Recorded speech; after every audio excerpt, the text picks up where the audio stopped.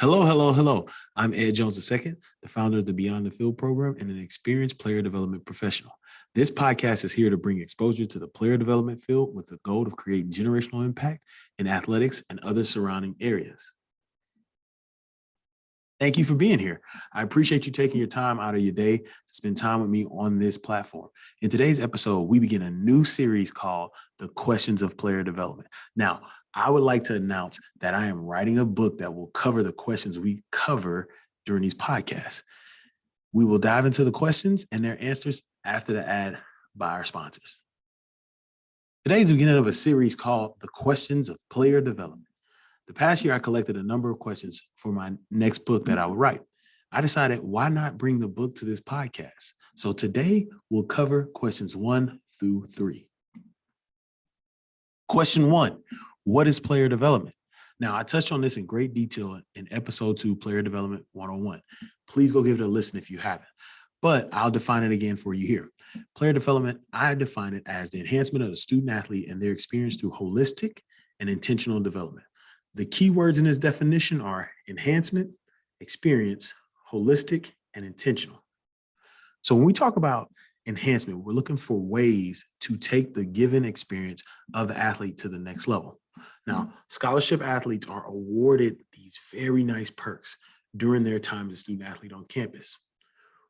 We want to make sure that even with these nice things, we want to show them and provide them with even more. So yes, you get the scholarship, you get the benefits of travel, playing on the highest level, whatever it may be, according to conference or sport, whatever that looks like. But we also want to enhance that experience that you'll have. Let's enhance this great opportunity they have ahead of them. That should be the goal. We want to enhance what you have.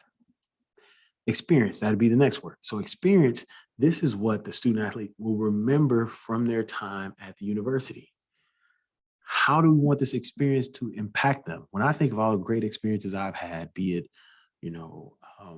at a game, being part of a game, playing in a game, concerts, all this, I was impacted by that experience. And the reason being is because that experience was greater than what my expectation was. So in this experience, you want to exceed their expectations of what they get, right? They're 18-year-old, some a little older, JUCO, but you're getting somebody from 17 to 24 years old with transfers also.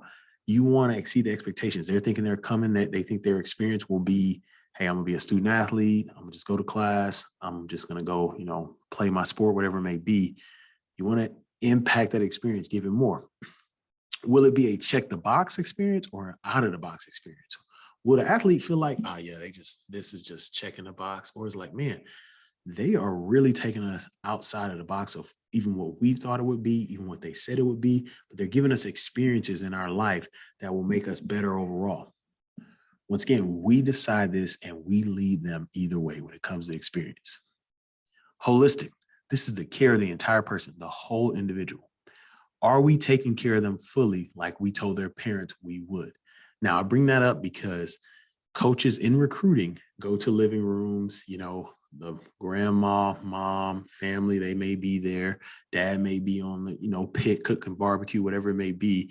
But these coaches visit these parents, guardians, family members and say, hey, we're going to take care of your son or daughter when they're on campus. Is that really happening? Are you taking care of them just on the field or as a person? Because if it comes to me and my daughters and you recruit them, I want to know that you're going to take care of them as a person because I understand that they are greater than the sport that they play, And so that's the thing we need to look at. Are we taking care of them as we promised these parents? This is, now that I'm a parent, it's a lot different than what it was when I wasn't a parent. I worked in college athletics. Are we giving the right efforts to enhance the whole? Can they see our efforts to enhance the whole? Now, I'm not saying that go out there that you should be the professional, the expert. There's a lot of people that handle that. Do they see that you're getting the effort, that you're taking the effort to get the right people in front of them to help them as a whole person? You want your own children to be under the holistic development vision of the program you're in. You work in athletics. Do you think if you have children and nieces and nephews, family members, someone close to you, would you want them to be in the program that you have based off how y'all take care of people? Think about that. The player, once again, is not just an athlete. You all know this. They have dreams, desires, goals, fears, doubts, hobbies. Let's ensure that we take care of all of that and help build them as they grow. Last word to be intentional. So this is the strategic part of development. And you all know what intentionality means. So I don't want to spend too much time there. But without a plan, the people perish. Once again, without a plan, the people perish. Be intentional in your development of the players. Have a plan. This is what it's going to look like. Trust me, there's a plan on the field. I have been around some great football coaches, and they have elite plans when they talk about walking to spring football, fall camp. This is how we will develop our game plan to game one. This is how we will develop our offense. This is what we're going to teach them on this day, and then teach them on that day. And then we'll bring out this part of offense on that day. Are we doing that in the development of the players also? Use campus resources, use alumni support, use community, the community impact that's there, the career development, the mentorship, use it all. What these athletes are passionate about and help them gain new knowledge and insight of those passions.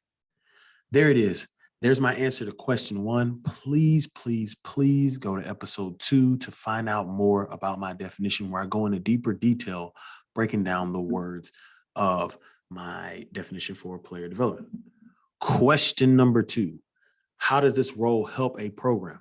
Now, this one is one that I'm passionate about, because I have had to, at many times, let people understand why my role is important and what we're doing in the everyday things of a football program. And even in some cases, you could even say an athletic department. This role can help in a multitude of ways. As mentioned in the previous question, it can and will enhance the experience of the student athletes. This role is one of the few that can be and should be dedicated to the whole experience of the student athlete. This role takes action to make sure that the student athlete has the opportunity to excel on and off the field. So you got someone who's dedicated to the entire experience of student athlete. That's, them as an athlete, them as a student, socially, spiritually, mentally, all that. So this role is dedicated to that whole experience. And then this role takes action for how they excel on and off the field. Once again, I'm going to talk about it a little more in this answer to this question, but on the field, you can help them grow on the field too in this role. With this strategic attention to every detail, every area of a student athlete's life, trust can be built with the student athlete, understanding that this role, this player development role, you may see player relations, you may see player engagement, but this role, they understand that this role wants them to exceed in every area of their life. Now, I got a long list of things. Here is a practical list of the ways this role can help a program. I'll go through them and then I'll come back and comment. So when we're talking about the players, this role can help with leadership, mentorship, belonging, accountability, communication clarity, problem solving, critical thinking, situational awareness, and creating a safe space. So going back to leadership, this role is one that you're leading the team. I work for a head coach who on his radio show said I was the head coach of the team off the field. That's huge. That was huge to hear that. But I appreciated him for saying that. But it showed my role in leadership for our program, that I was leading these young men in their life. Mentorship. You're able to not only lead, but to dive into the mentorship aspect to help them grow as men, which I've had the pleasure of being with during my time in this career.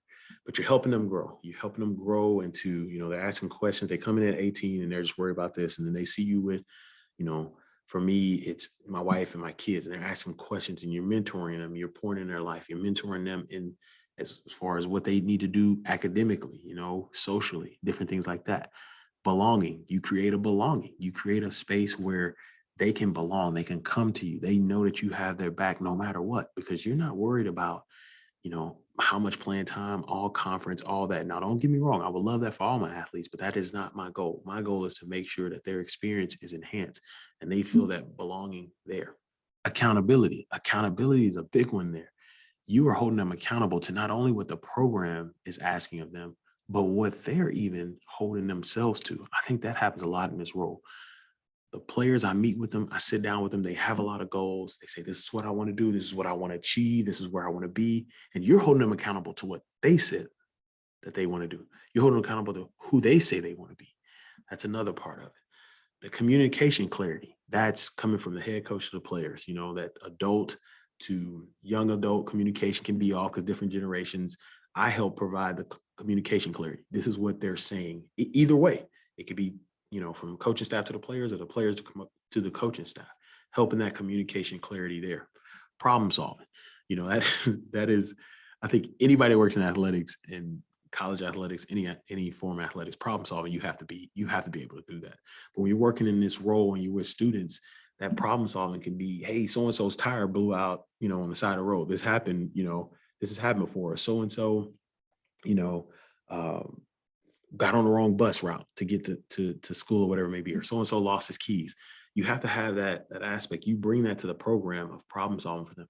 Critically thinking about, different things in their life, schedules, their families, the weather, just you're critically thinking about things that, hey, so-and-so is from the South.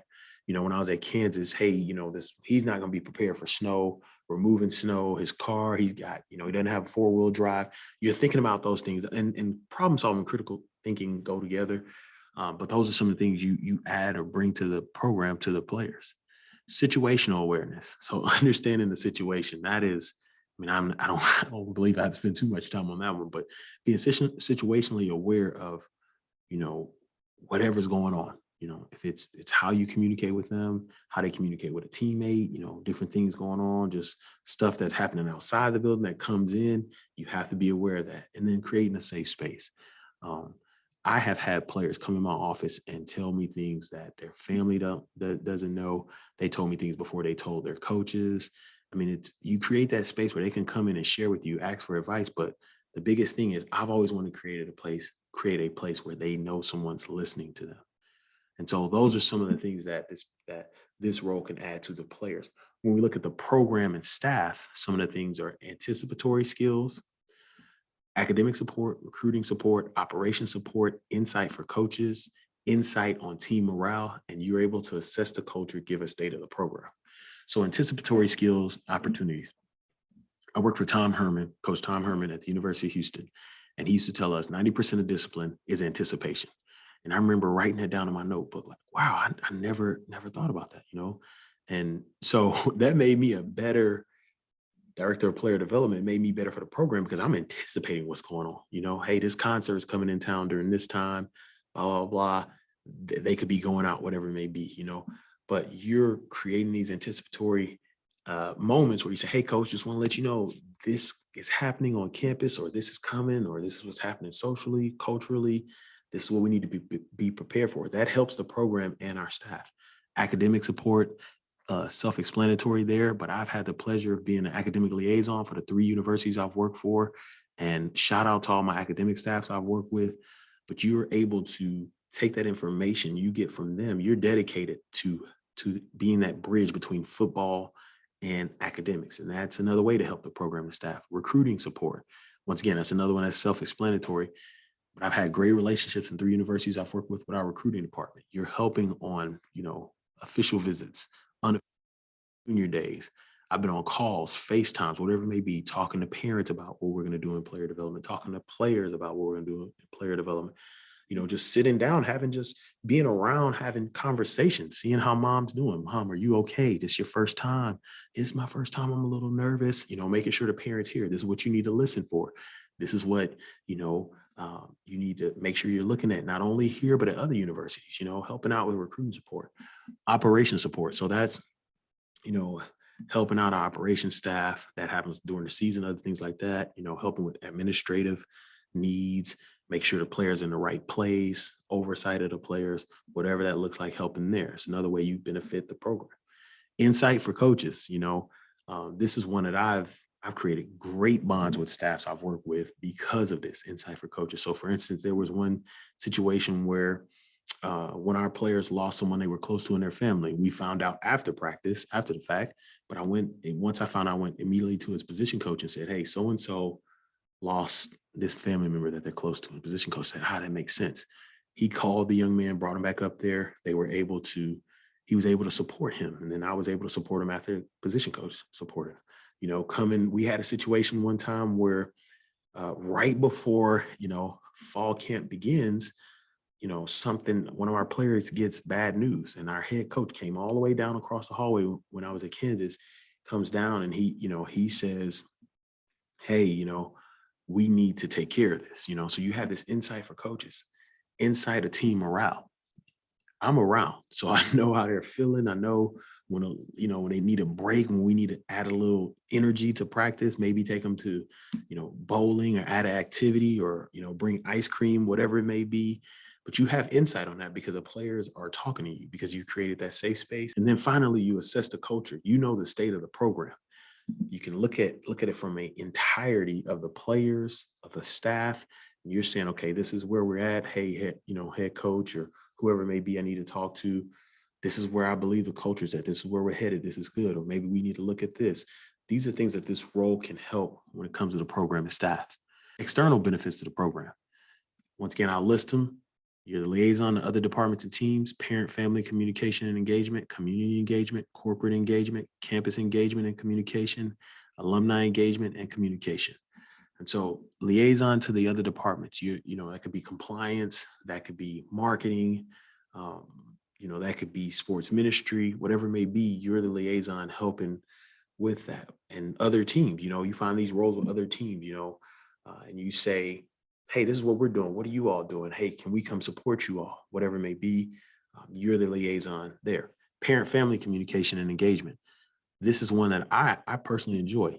Parents, they're sending their son off, and because I've worked with football programs, they're sending their son off and they want to know what's going on. When can we come see them? When is the game? What gate do we need to be at? Whatever it may be. Even family communication. I've had players that are married, players with kids, they have family that need to know what's going on. So you get to communicate with them about, hey, this is what we're going to do. This is where we're at. This is where we are in the program. This is how he's doing in some cases if trust is built. And then the engagement, you get to see him at games. One of the greatest things I loved about being at the University of Houston those first 3 years is the night before the game, the players can either go play games, watch a movie, or have family time.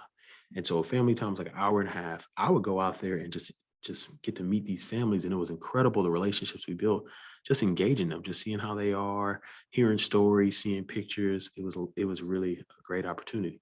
Community engagement. We've talked about this a lot in previous podcasts, but you're able to engage the stakeholders in the community.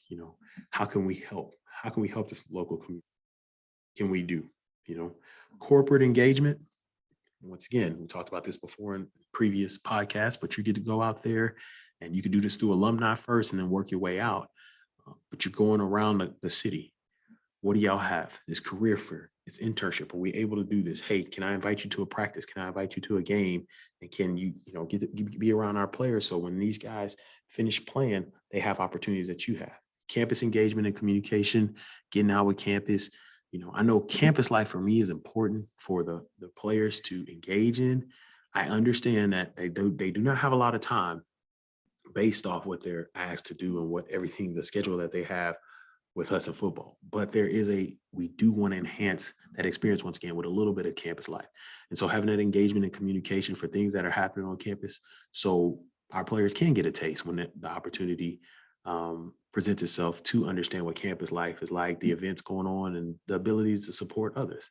And then alumni engagement and communication, having that opportunity to engage alumni, those who have played in the program, and even those who went to the university in other departments, but really focusing on those who have played the sport, you get to engage them. This is where our program is at. This is how you can help. This is why we need you. Thank you so much for what you've done. Can you mentor? Can you provide this? Whatever it may be. And then that communication there also. So there's my answer to number 2. I believe this role benefits the players and the program greatly. Once again, I went over the players, how it benefits the players, how it benefits the program and the staff, and how it benefits the external operations of the program.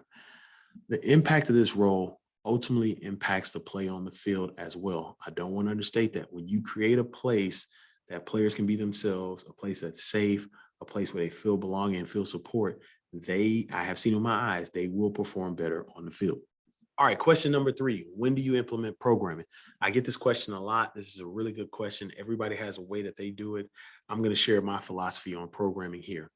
Some form of programming happens throughout the year. So I want to start off there. There's some form of programming that happens throughout the entire year. The greatest amount of programming goes into the summer months when players have less on their plate. That's when we're going to heavy load it. That's when we're really, really going to pour in all our efforts into the summer months. Now, the only time, in talking about programming, the only time that I do not do programming throughout the year is during spring ball and fall camp. The reason being, those are the 2 times that the players are learning and competing for a position. Now, they came there to play football. We want to respect that, and we know that. Or they came there to play whatever sport you may be with. But I do not touch them when they're learning and competing for a spot in football. And that happens in spring and fall camp. Also, I was a coach. I don't want coaches on me. I don't want coaches. Hey man, I'm trying to, because they got to win games. They got to win games. The head coach is holding them accountable to make sure their group is getting better, different things like that. The head coach is held accountable to win games. And so those are the 2 times where it's all ball, spring ball, fall camp, dive in there. I'm just supporting the coaches, supporting the players, but there is no programming unless the head coach says he wants it. All right, so here's how I've done programming. January through March is our light to medium programming. So some of the programming there is, you got your newcomers, you got to do orientation, and then you're getting guys back in that. But a lot of them are getting back into school, so you just want to make sure they're there. You're in winter conditioning. But we want to start moving to a little bit of the medium programming. So we may give a teaser of what we're going to talk about in the summer, or maybe an alumni engagement deal before spring or something. But it's very light, medium programming from January to March. April, like I said, there's no programming. And honestly, when we get to the middle of March, there's no programming. To April, there's no programming because of spring ball. May is light. So they've come out of spring ball. They're getting ready for finals. It's going to be really, really light. We'll touch on something just to prepare them once again for the summer programming, but we want to make sure that they're ready for finals, that they end the semester well. Now, there are opportunities to do some, internships, externships where they live, where they'll be for the summer, and we work on that. But once again, it's light. Now, when they come back in June and July, it's heavy. Put all the weight on the bar. Let's go. It's time to bench press. It's time to squat. We do have heavy programming June and July. Whatever that looks like, a lot of that's under the discretion of the head coach. In places where I've been, I've met with the head coach. Hey, what would you like to do during this time? And then we work through that. But that's heavy programming. We're going every week, once a week, some type of programming in a sit-down manner, some type of programming where we're breaking them into groups. But that is when we get after it. We get to August. There's no program, especially early August. The only change we will make to that is if the head coach wants to do a back to school thing. So that sometimes school starts while we're still in fall camp. The head coach wants to do that, we'll do that. But we stay away from programming once again because it's fall camp and those players are learning. And then throughout the rest of the year, September through December, it's light programming. Now during these light programming, no programming, things like that, once again, changes can happen, if the head coach allows. And if we have a player that's mature enough who has the schedule freedom and wants to continue any type of programming, we will provide that for them during that time. There's my answer to question 3. Programming is fun. It is a fun and educational part of player development. The strategy of when the program brings its biggest benefit. That's the topic for today. Those are the first 3 questions in our series of the questions of player development. And now we'll move to our former player shout out. Want to give recognition to those that I've coached or led who are doing great things beyond the field. This episode, I want to give a shout out to Andrew Tovey. Andrew is an offensive lineman for us during my time at Kansas. He played center for us and was responsible for calling out defensive fronts and adjustments. He combined his communication and critical thinking skills to ensure that everyone knew what needed to be done. Andrew was an incredible teammate. He cared for his teammates deeply and became a big brother to many. He would invite these guys over to his house and have these barbecue feasts. Now, I never was able to partake in this, but I heard the food was amazing. Andrew, I know you're listening to this, man. If you ever do it again, let me know. Andrew was a community impactor. He would take time out of his week to spend with the special needs students at a local elementary school in Lawrence. Andrew was also a dedicated student who took his schoolwork very seriously. Now currently in his first semester of nursing school. Andrew, I am proud of you and excited to see you continue to impact the lives of others. It's time for the question of the day. You can send in your question or questions through our social media accounts or email your question of the day to info@btfprogram.com. Today's question of the day is from Erica Hansen. Thank you for submitting the question. The question is, what roles does player development play in terms of NIL, or some of you all know name, image, and likeness? At Kansas, I was on the NIL committee, and I was placed on it by our administration because of my relationship with the players and influence I had. I personally think player development can be very vital in helping students or players understand NIL. Now, it could be through what NIL is, what it truly is at its core, how they can benefit monetarily, how this process can benefit them after their playing days are over, and helping them discern business deals and partners. In the role, though, based off of NCAA rules, I'm not able to set up anything. I'm only able to help educate. And so that was a part I enjoyed. I didn't want to set up and do all that other stuff. I loved educating them. Hey, this is what NIL looks like. This is how you can make money, but be careful. This is what you need to look for in business partners. What are they talking about? Different things like that. I think the NIL can play a big part in the player development program, and it honestly can enhance the life of a student athlete. When you're looking at what they're doing at its core, they have to create a business that other businesses can benefit from. And so they learn these skills about business through themselves, through, what people want from them, be it their name, their image, or their likeness. They're able to create something that allows them to, it can be monetary. I've seen, people get gear, different things like that. But once again, they're building those skills. They're becoming entrepreneurs. And that's pretty cool to see. And so I've enjoyed in that role, helping them understand the impact of NIL and what it will do for them later on in life. Well, that's all for today. Thank you for taking time to listen today. Go follow Beyond the Field on Twitter and IG at BTF_program and on Facebook at BTF Program. Tag us on social media and let us know what you learned about player development from today's show. Go visit the website, BTF Program, and check out the resources and the blogs. Subscribe to this podcast on the platform you're listening. I promise if you guys continue to subscribe, I will stop saying it 5 times. Please rate and leave a review of the show. It would mean so much to me. I'm getting a lot of text messages from you all, and I appreciate it. Thank y'all so much for putting on social media what this podcast is doing for you all. I need y'all to go rate and review. Please take the time to rate and review. That will help this show and help us get it to many, many more people. You could also share this podcast if you believe it will benefit someone to learn more about player development. In the next episode, we'll talk about questions 4 through 6. In this episode, we will discuss how to get into player development, what skills are necessary for the role, and if I were able to hire, what positions would I hire, and what would their roles be? I look forward to the next podcast. Thank you for tuning in and spending your valuable time with me. God bless you. Have a great day. Go out and create generational impact. Don't wait. Create generational impact today.